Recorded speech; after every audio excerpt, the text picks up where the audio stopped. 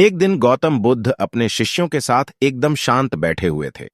उन्हें इस प्रकार बैठे हुए देख उनके शिष्य चिंतित हुए कि कहीं वे अस्वस्थ तो नहीं हैं।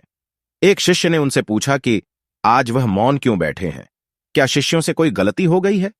इसी बीच एक अन्य शिष्य ने पूछा कि क्या वह अस्वस्थ हैं? पर बुद्ध मौन रहे।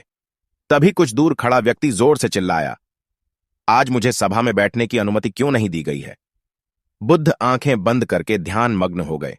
वह व्यक्ति फिर से चिल्लाया, मुझे प्रवेश की अनुमति क्यों नहीं मिली?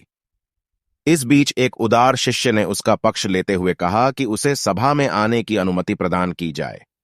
बुद्ध ने आंखें खोली और बोले, नहीं, वह अछूत है, उसे आज्ञा नहीं दी जा सकती। यह सुनकर शिष्यों को बड़ा आश्चर्य हुआ। बुद्ध उनके मन का भाव समझ गए और बोले, हां, वह अछूत है। इस पर कई शिष्य बोले कि हमारे धर्म में तो जात पात का कोई भेद ही नहीं, फिर वह अछूत कैसे हो गया? तब बुद्ध ने समझाया, आज वह क्रोधित होकर आया है। क्रोध से जीवन की एकाग्रता भंग होती है। क्रोधी व्यक्ति प्रायः मानसिक हिंसा कर बैठता है।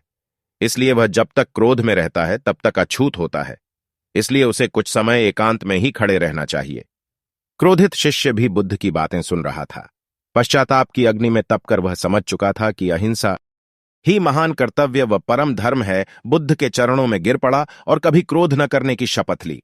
आशय यह कि क्रोध के कारण व्यक्ति अनर्थ कर बैठता है और बाद में उसे पश्चाताप होता है।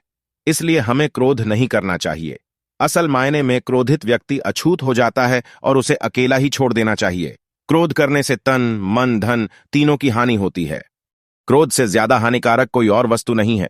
बुद्ध ने कहा भी है, क्रोध को पाले रखना गर्म कोयले को किसी और पर फेंकने की नीयत से पकड़े रहने के समान है।